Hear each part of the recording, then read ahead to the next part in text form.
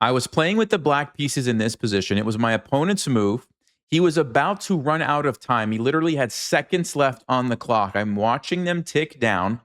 I thought he was going to play a move that would lead to a forced draw in this position. But instead, right when he was about to run out of time, he played a move that was so shocking. I don't think I've ever been so shocked in an OTB game before by the move that he played. What do you guys think he played in this position? All right, well, I'm actually going to show you how we ended up here, and then I'll answer that question. Okay, so this was round 5 of my OTB tournament. Both of us had 3 out of 4 going into this round. And I've actually played Brian before. The recap of that game is on the channel. I won that game, although that game I was playing with the white pieces. This time I am black. If you want to watch that, definitely go check that out. It was a good game. We had an interesting knight and bishop ending in that one. And this was a good game as well. So let's go ahead and just take a look. So he played c4, and I didn't really know what to expect from what he was going to play as far as openings. So I just played knight f6 and figured we might transpose into a king's Indian, which is what happened. Okay, and this is pretty common. A lot of people will start this way, and then we end up with kind of like a main position in the king's Indian.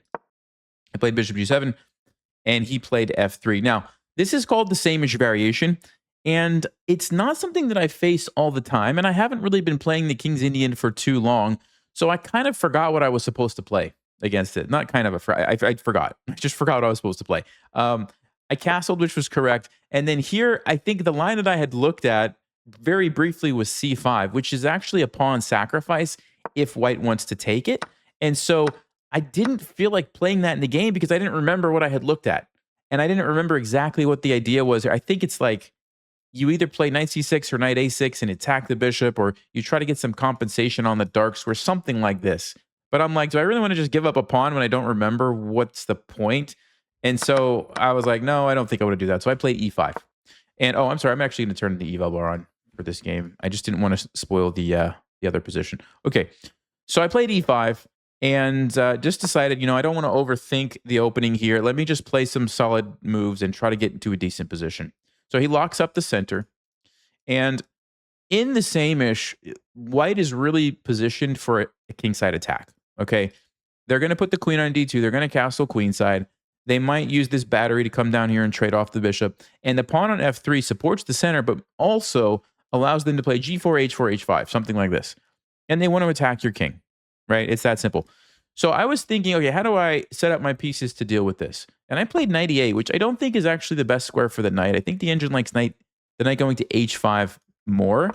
And, if white tries to play something like g4 now, you can play knight f4, sinking it in this nice outpost. Okay. Now I played knight e8, I think because I was potentially going to play the move bishop h6. So for example, if white would have played, there's not a lot of moves that they would actually play that would allow me to do this, but let's say they played bishop d3. I can play the move bishop h6 here, which looks like a blunder, right? But if they take me, I have queen h4 check with the fork. Let's say they play g3 or something.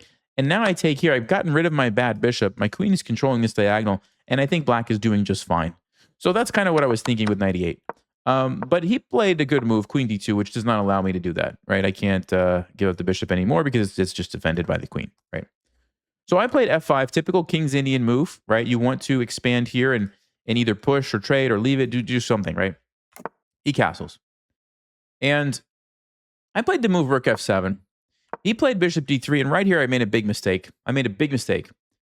And the reason I made a mistake is you need to understand, right? He's already castled queenside. He wants to attack me. I'm going to try to either defend or counterattack him over here. And the center is basically locked up, okay? So the one move that I should have played, and I didn't really think of it until the next move, which is really sad because the whole course of this game went down a path that I didn't want it to go down because I missed this idea. But if I would have played the move f4 right here, this is going to really slow down his attack. Obviously, you have to save the bishop, so he goes back. And now I can play the move c5, kind of closing off the center here. Unless they want to take, then I take back with the pawn, and this is controlled, and I'm going to use the b file and whatever. But why is this such a good move for me? Because now, if white tries to attack me by undermining this pawn here, I'm just going to ignore it. And when this trade happens, look at my bishop. My bishop now becomes a monster. I could potentially sink a knight here. And it's still not exactly clear how is white going to attack me. The queen can't really get over there. There's still some things kind of blocking off his pieces. It's not a great position to attack me, right? The other thing, if white decides, let me go h4, h5, I can always play this move h6. And whenever this happens, I can just push by. And again, we have this really solid setup. Yeah, they can play g3, but who cares? I'm just going to leave it. And again, look at this. My bishop is a monster. It's still kind of closed off. It's not that easy for white to break through, right? It really, really slows down white's attack. And I am so mad at myself when I look back at this game that I didn't play it, because I'm like, Nelson, come on, what are you doing? I played c5. And in my mind, I'm thinking, he's going to go knight ge2, and then I'll play f4 if I want. I was also thinking and by the way, he took the pawn, didn't give me the opportunity. But I was also thinking, if he takes, is this really so bad for me? Because now I have these pawns here, which look kind of nice, and maybe I can push them forward. And okay, I thought there was some value here. Let me explain the difference, guys. This is what happened in the game, by the way. Knight ge2. If I ever play f4 now, look at the e4 square. Look at the e4. This is a perfect outpost for this knight to jump into. This is what I did not like. Okay, this is what I did. I didn't want to give him this outpost. And the other way, if we go back to the previous position just for a second, if I play it here, let's just say, there is no outpost on e4 for the knight, right? You guys see the difference? So that's a very big mistake on my part. Anyway, I missed it, so game goes on. He played knight g2, and I played a6. I wanted to play b5 and start generating an attack over here. Even if I have to sacrifice a pawn, I just wanted to open up these files and get to his king, and I don't want to wait too long because I know he's going to be attacking me at some point, right? Speaking of which, he plays the move g4. And here, I kind of lost my mind a little bit. Basically, what the engine says is, look, it's not a good position for black, but at least you can push forward, lock out some of these pieces. Yes, you're going to have to deal with this knight, which is annoying, but at least we can counterattack. And if the knight jumps in, the knight jumps in, but we have stuff that we can do over here, and it's not the end of the world. Like, everything is defended at the moment. But in my mind, I was like, no. I don't want to give up this e4 square at any cost. And so I played a crazy move, e4. Crazy move, right? Basically, I'm saying, go ahead and take me. And then I'm going to take over here and not give you the e4 square. Which, okay, I did succeed in doing that.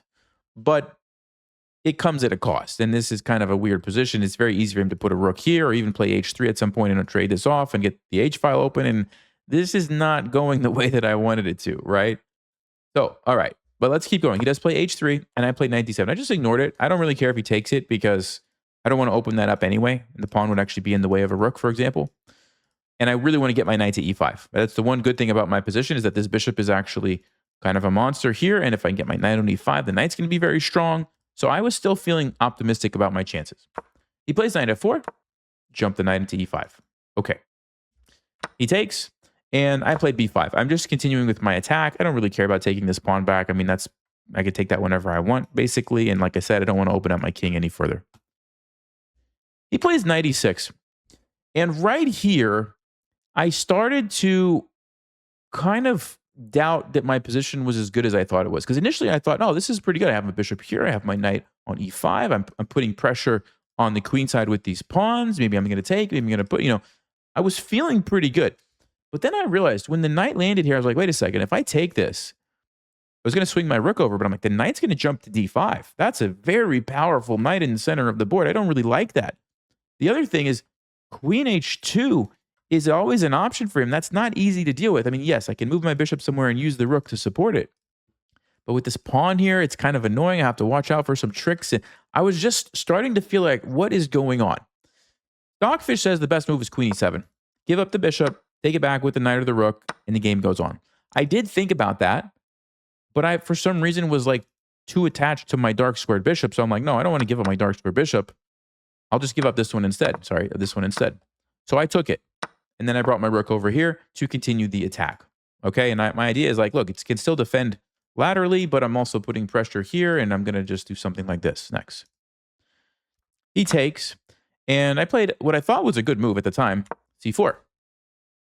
Which, okay, we're attacking the bishop. It's kind of an in-between move. He doesn't really want to take this because that just opens up everything, not to mention this is a check. But even if I didn't have that, this opens up all the files to his king. Probably don't want to do that. So he moves the bishop back, and now I take. And I'm thinking to myself, okay, so I do have a little bit of counterplay on his king. I can play b4. I can play c3. He plays rook f1. And now I realize something. My position's really bad. And here's why. My most natural plan was to push this pawn, b4, for example. But then he can simply, he has multiple options, but one of them is just to go knight to d5. And now I want to push and keep attacking, so the most natural move would be here to just bust open the king. But he can simply go queen h2. And yeah, I have a random check, but who cares? He just moves his king. Do I have an easy way to get to his king? No, I do not. This is closed. I can't get there this way. Not to mention, I don't have time to figure that out because I'm about to get checkmated in one move. Queen h7 is just checkmate. And you say, well, can't you move your bishop somewhere and protect it with the rook? Yes, but now look at this and look at this. And there's lots of moves you could play, but I was most concerned with rook f7. And there's a problem because if I take with the knight, the queen's coming down. I'm getting mated. This is going to lead to a forced checkmate after this. And I don't actually know what the line is. Let's just say knight f6. He goes bishop h6 check. I mean, I knew I was getting mated. This is pretty obvious. Bishop g7, queen takes. Okay, checkmate. If I take the rook with my rook, he's going to take with the pawn. And again, there's still the threat here. What am I going to do? I can try to run, but I mean, both of these moves I think are winning. It's probably a little better. I'm done. It's over, right? It's going to be mate really soon. So I'm like, okay, Nelson, we got to find some other plan.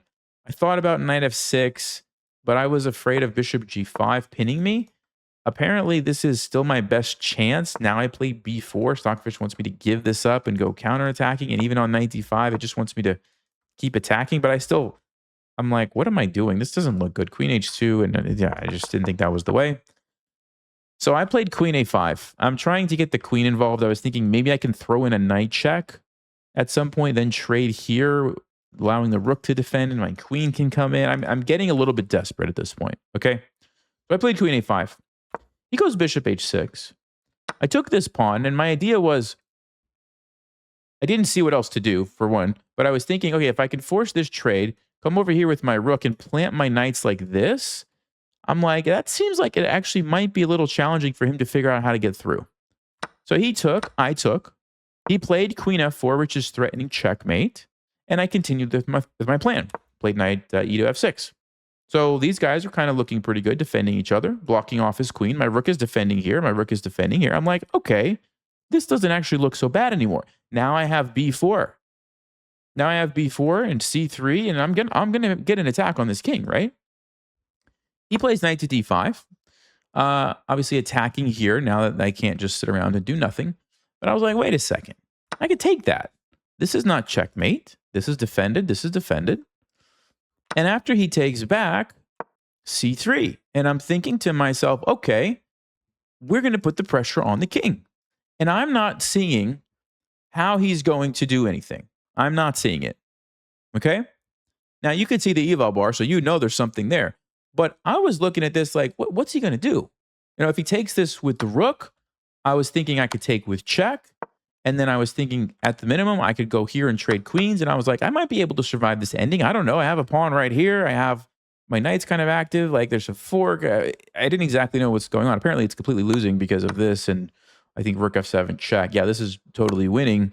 Something to do with bishop h7. I didn't actually see this line. Oh, e7. He's queening. That's the problem. And I can't go stop it. Okay, so it was a losing position, although it's tricky. There's lots of stuff to look at here, and for some reason I thought maybe I was going to have chances. But that didn't happen in the game. Okay, that didn't happen in the game. So I played c3, and he's really getting low on time, down to the last couple of minutes. Okay, and he plays the move bishop takes h7 check, and I was sitting there going, huh? Wait a second. I could take this, so I took it. He took me with check. And then I played rook g7. And this is where he literally thought down to his time was about to run out. Now it's 30-second increments, so after he moves, he gets 30 seconds. But I'm literally watching the clock, 12, 11. I don't remember exactly how low it got, but it was very low. And I was convinced he was going to take a draw. I was absolutely convinced this is what the movie was going to play. Queen takes g7. And I was going to take it. He was going to go check. And then back and forth. If I go back, he's just going to check me with the rook. Even up here, same thing. Back and forth, back and forth, back and forth. Back and forth, back and forth, back. And if I ever try to run up the board, I get checkmated, right? I can't run that way. So I have to just keep going back and forth here. And even though I have a queen and a pawn, it doesn't matter. It's just a draw. I was completely convinced that was what he was going to play. And then he hit me with the move here, guys, that, like I said at the intro, absolutely shocked me. I literally was like, what? Did he just play that move? Are you kidding me? What do you think he played? So, okay, his time's getting down. His time's getting down. He picks up this rook. And I thought to myself, what? He's going to play rook f7 and lose his queen? Is this what is this guy thinking? He goes rook f8, check. And I was like, do what now? Rook f8 check? Are you kidding me? This one doesn't look good because this is going to be a checkmate, which I could see that, right? But I'm like, there's a rook over here. I'm going to take it. I'm just going to take it, right? I mean, I have to take it. These are my only two moves. So I took it. And then he goes queen h5. And I'm sitting there going, I'm about to get checkmated. I am literally about to get checkmated. And the fact that I have a pawn here and a queen here and two rooks here means absolutely nothing. Because I can't do anything. I can't do anything. No, he's going to take me. No, he's just going to take me. There's no checks from the queen. And you say, well, you take the pawn, right, Nelson? This is what I played. He goes king b1. Because my rook, which was over here, in most of these lines that I was looking at, king b1 was never going to be an option because I had a battery. I was going to come down with the queen and I was going to win. But no, my rook had to take that rook. I'm completely losing. I cannot stop the checkmate. The only move that I was thinking of playing was rook f1 check and then trying to move my queen somewhere, but it doesn't matter because look at this. He's got queen e8 check followed by a check over here. And, well, this way I lose my queen, but I guess there's even faster way, but I made it. I made it. I didn't actually even see this mate. What is this? Rook f8 check is mate again? I didn't even see this one. Check here. Wow, look at this. Check, check, mate. I mean, okay. So, but I knew I was losing, right? I'm losing if I play that. The game is over. The game is just over. And now, I don't know. Maybe if Brian's watching this video, he can answer this in the comments. I would love to actually know what he was thinking. I'm really curious if when he sacrificed his bishop here, he saw rook f8 or not. Because I feel like maybe he didn't. Because when we got to this position, he literally spent all of his time down to like the last few seconds before he played it, which made me think he was like looking for something and he didn't find it right away. Also, this is like a super crazy move to just like, oh yeah, I saw that, no problem. You know, like it's kind of one of those moves that you just rule out like, yeah, it doesn't work. I just takes it. So I'm really curious. I don't know if he saw it back then or if he saw it right here, but it doesn't really matter. He found it. And like, guys, I'm telling you, my jaw literally almost dropped. I just was like, rook f8? Are you kidding me? Really great move. Really great move. I mean, I can't do anything. So the game finished out. I played captures. I sacrificed my queen. I brought the rook over. I brought the rook down. I was trying to get some sort of a stalemate trap, even though there's no stalemate trap because my king has places to move. But, you know, I don't know. I just played a few more moves and then I let him checkmate me. So I'm not really happy with how the game went. Like I said, I was frustrated with myself way back here when I didn't play f4 when I should have. Because I think that would have completely changed the game. It wouldn't have been as easy for him to attack me. I probably would have had a little bit more time to generate my attack. Could have been, you know, a totally different game. But the way I did it, I just made it super easy for him to bust open my king. And I was not happy about that. And then props to him for finding this insane move. I mean, this is just insane. This is insane. This is insane. Rook f8 check is just wild. I'll show you the game review here. I'm sure it's going to be brilliant on that one. Yeah. Yeah. Rook f8, brilliant. Anyway, tough game. I don't feel like I really played great. I was not feeling well during this game. I had a headache for most of the game, so that I know, in fact, I don't want to make excuses, but it was just a bad day. So anyway, I hope you guys enjoyed it and learned something. I'll see you in round 6. And yeah, see you there.